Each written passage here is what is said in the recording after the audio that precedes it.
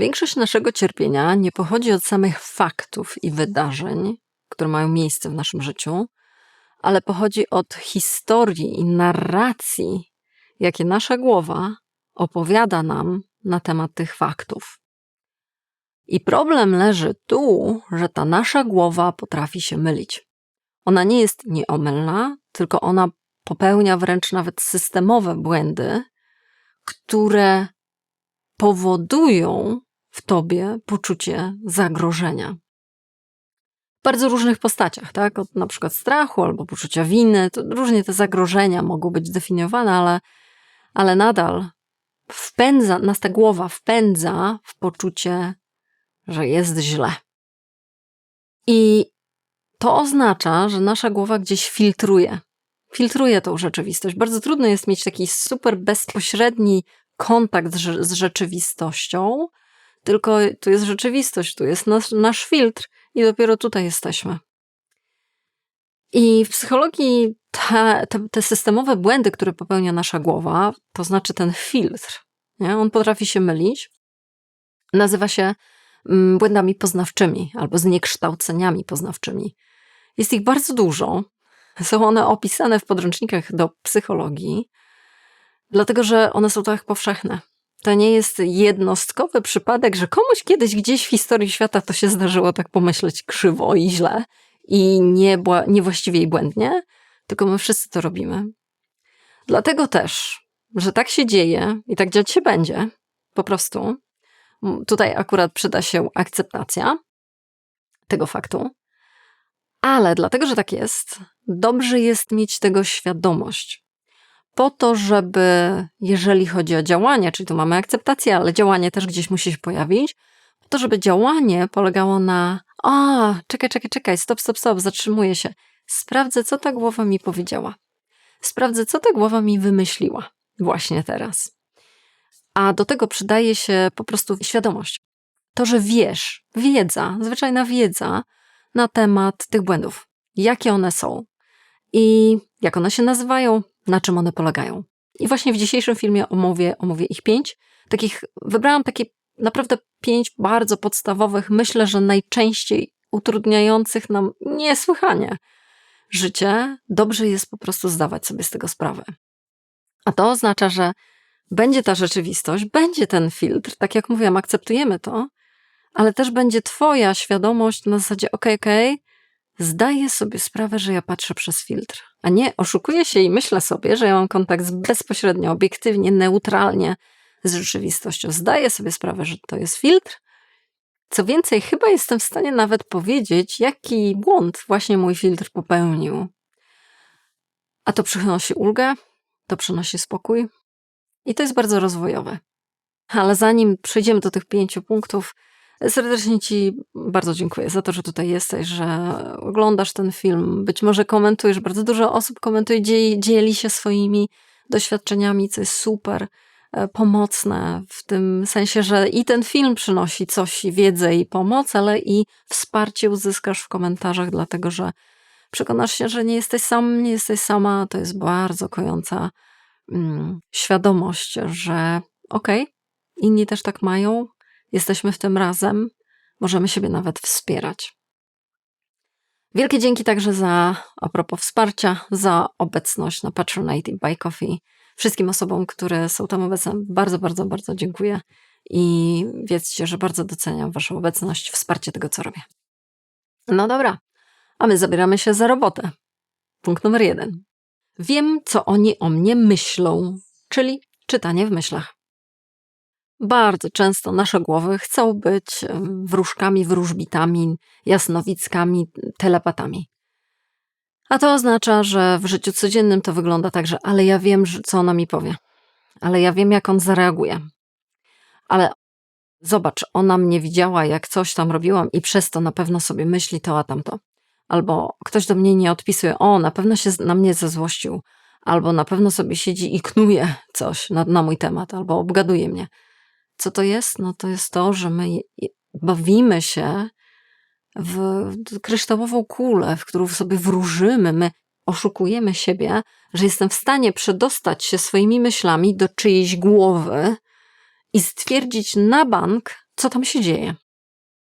To jest błąd. To jest błąd właśnie, który polega na czytaniu w cudzych myślach. To jest niemożliwe, po pierwsze sobie powiedzmy. Po drugie, możesz stwierdzić coś takiego, no ale ja tę osobę znam. My się znamy nie od dziś. Ja z nią żyję, nie wiem, całe życie. Ja już dobrze ją znam i dobrze wiem, co ona sobie myśli. No to też jest błąd. To, że masz wrażenie, że czytasz tą osobę jak otwartą księgę, to jeszcze trochę za mało, żeby powiedzieć, ja już tą osobę znam na wylot. Na pewno nie za bardzo lubisz i myślę, że się krzywisz, jeżeli ktoś ci tak mówi, że on ciebie zna na wskroś, już poznał ciebie i nie ma absolutnie żadnej tajemnicy w tobie.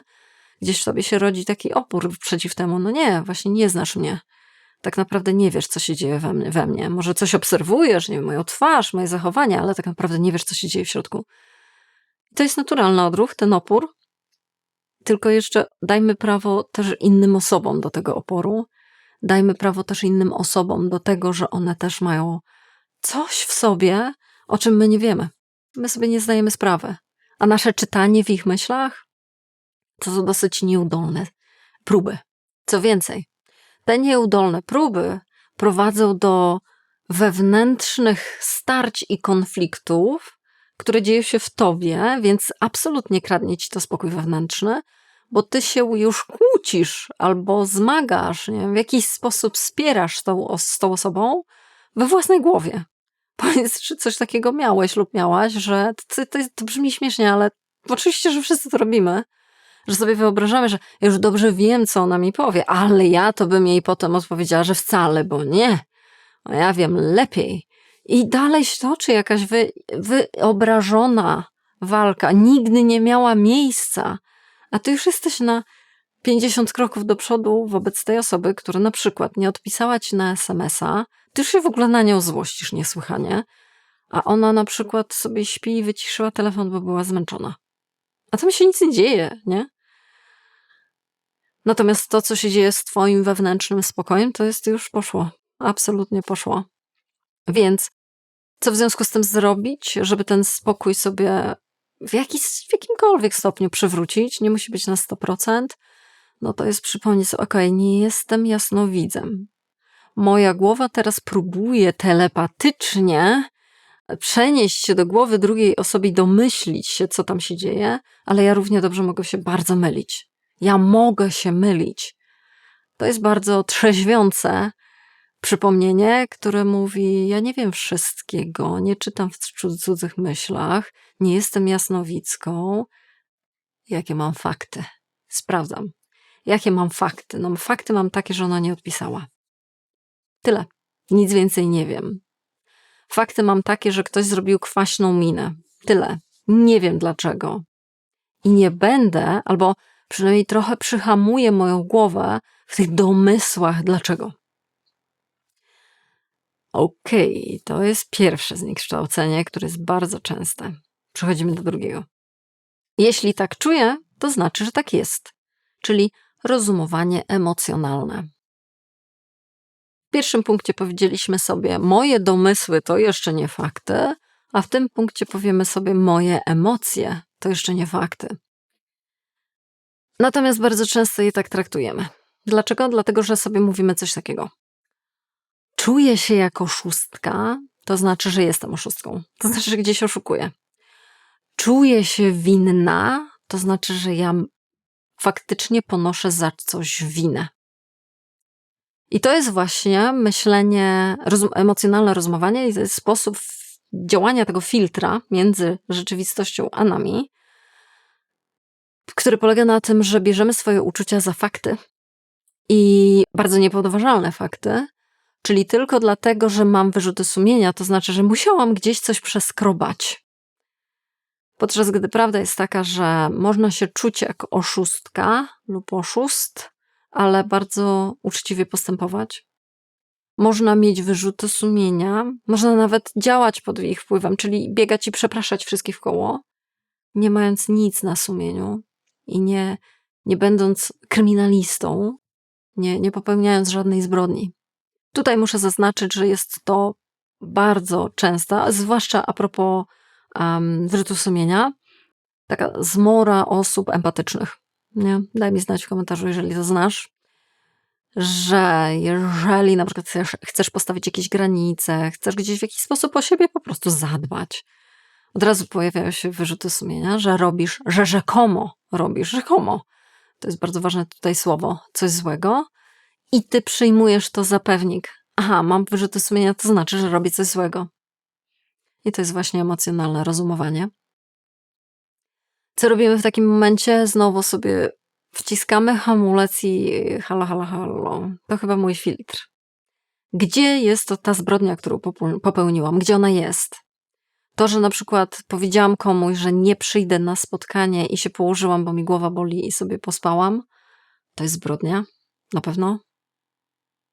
Zadajmy sobie 3 razy pytanie, na pewno? Jesteś przeświadczona? I jednocześnie przypomnienie na zasadzie, moje emocje to jeszcze nie fakty. Podobnie jak moje myśli też często to nie są fakty. Moje emocje nie są fakty. Czasami trzeba poszperać więcej, żeby doszukać się dowodów. Gdzie są dowody na to, że popełniłam zbrodnię?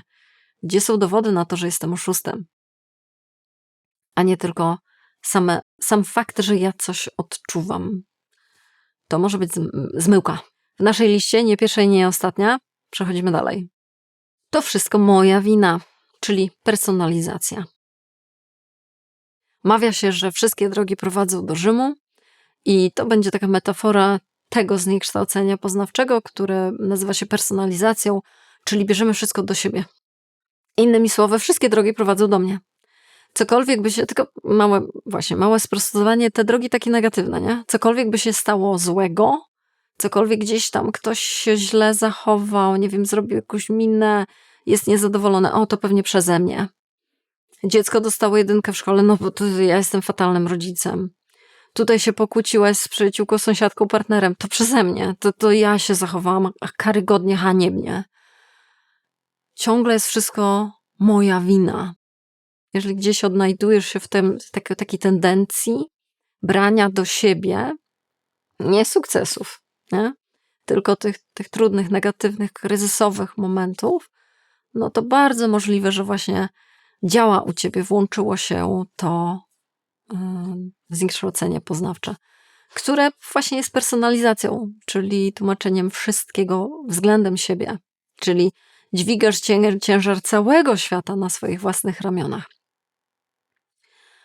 Odtrutką na to jest odklejenie się i dopuszczenie po pierwsze tego, że chyba popełniam, tutaj moja chyba głowa popełnia jakiś błąd, a może on polegać na tym, że przypisuję sobie wszechmocność.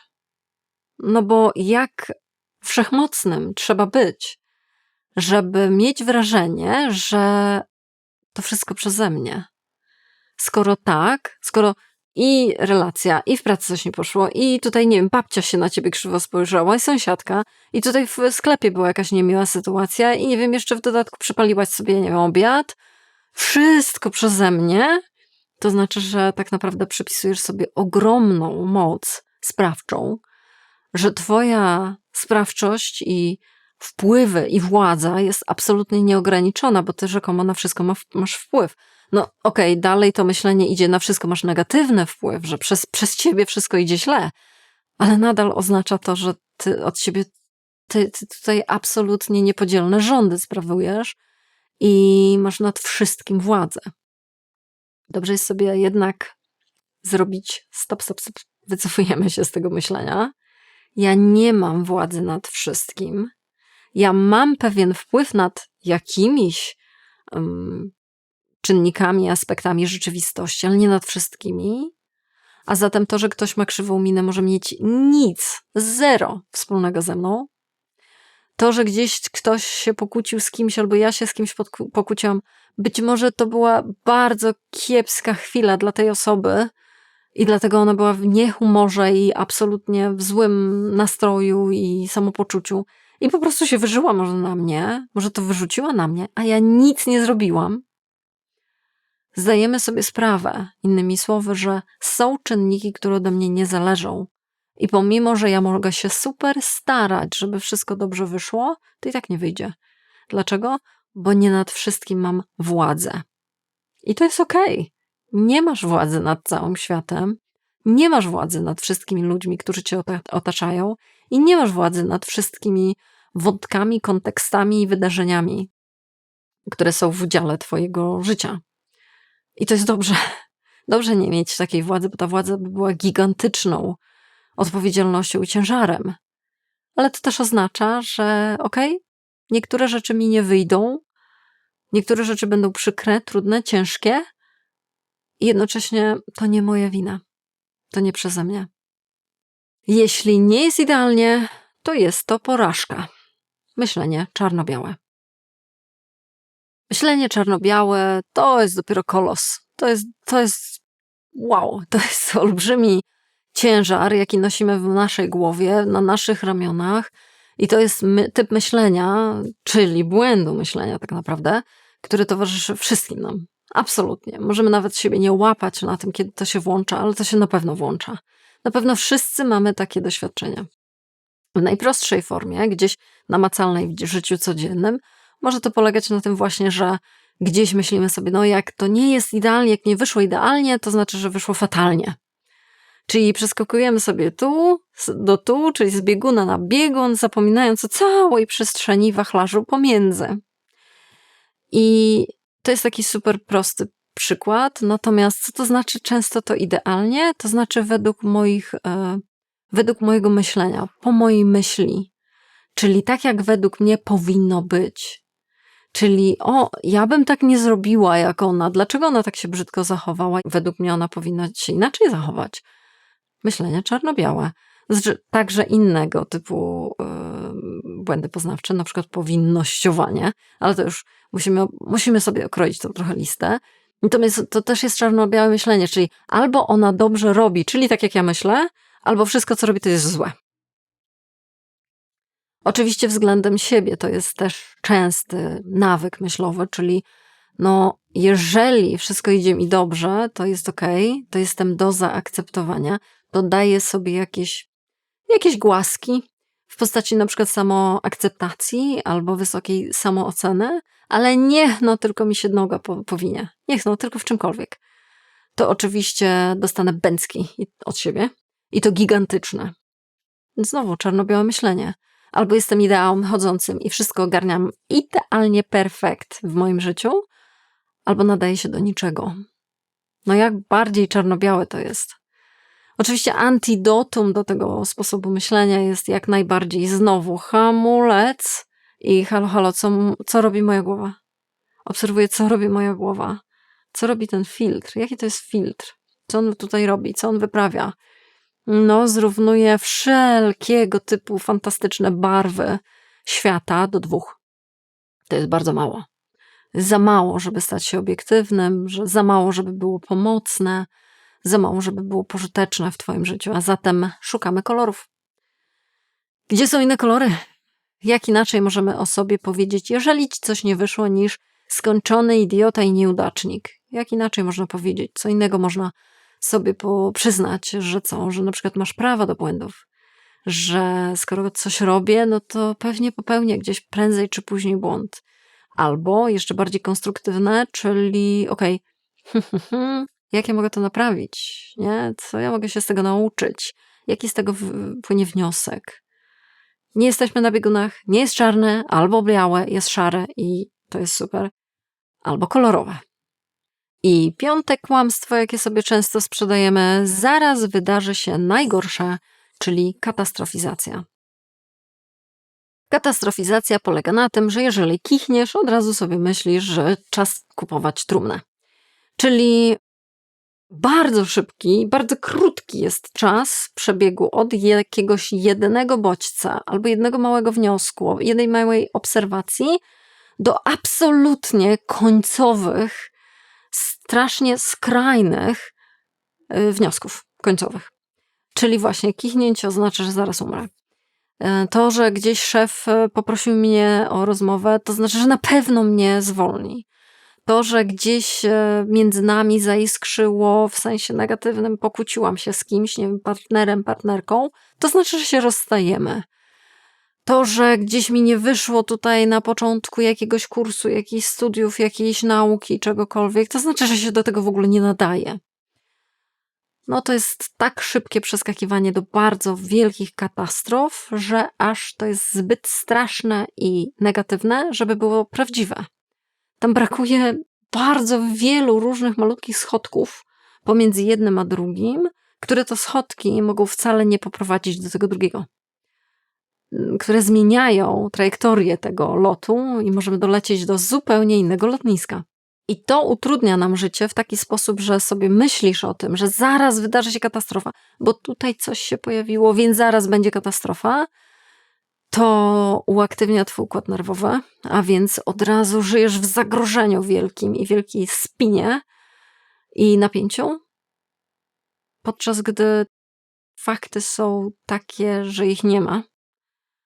To jedyne, co jest, to jest reakcja na twoje historie. Tak jak powiedziałam na samym początku tego filmu, nie dzieje się tutaj nic w faktach, dzieje się w naszych narracjach, dzieje się w naszych głowach, w naszych opowiadaniach, historiach, które my snujemy na temat faktów. I ten filtr nam opowiada takie historie, że nam krew mrozi od tych historii. Nie fakty, nie wydarzenia, tylko te historie. To są jakieś ciągłe horrory. Dlaczego? Bo są błędne. I jednym właśnie z błędów jest katastrofizacja, czyli widzenie wszędzie katastrof. Na podstawie jakichś ułamkowych danych. Jak sobie z tym radzić? No, jeżeli widzisz właśnie, że na przykład ktoś zrobił krzywą minę, więc sobie myślisz, o, będzie rozstanie, rozstaniemy się, to już koniec mojego związku. Zadaj sobie pytanie, ile procent szans tak realistycznie sobie daje na to, że tak się stanie, opierając się na przeszłych faktach. Nie na mojej historii. No historia ci da 100% albo 1 000 000, ale na faktach.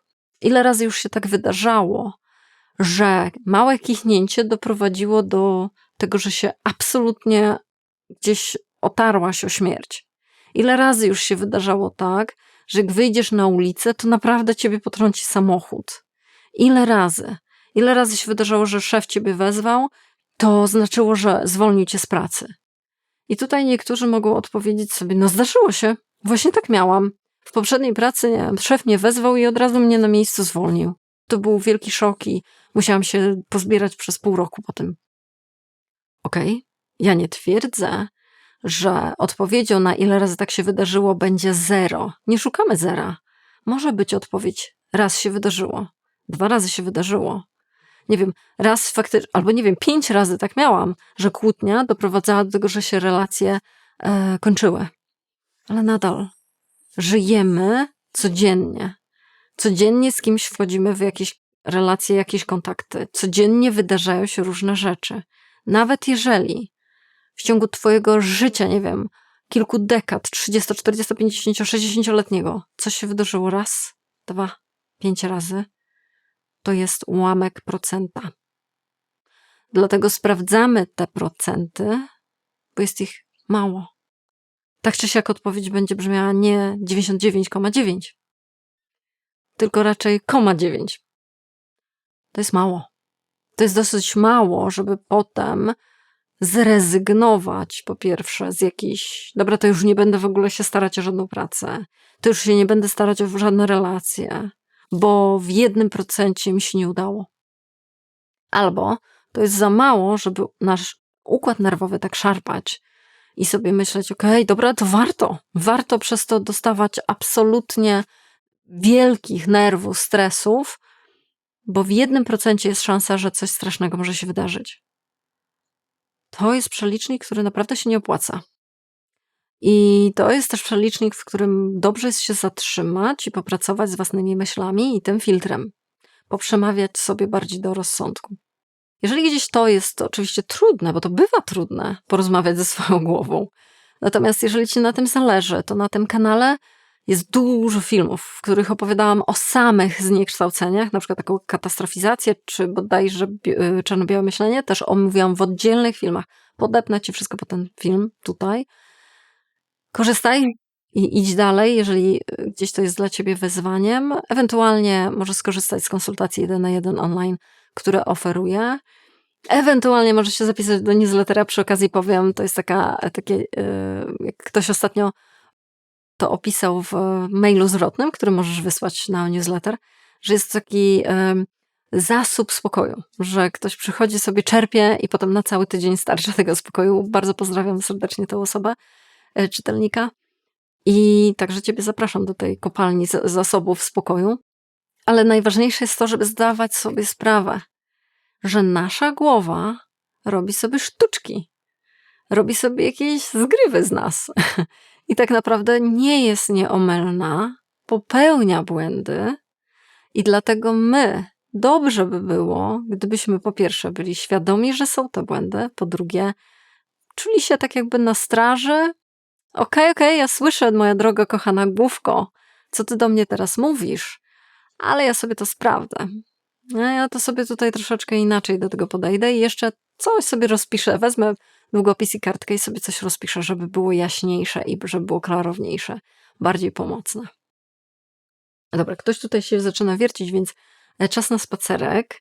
Ale zanim ten spacerek, to chciałam ci zadać pytanie i zostaw proszę cię odpowiedź w komentarzu. Które z tych 5 błędów poznawczych towarzyszy ci najczęściej?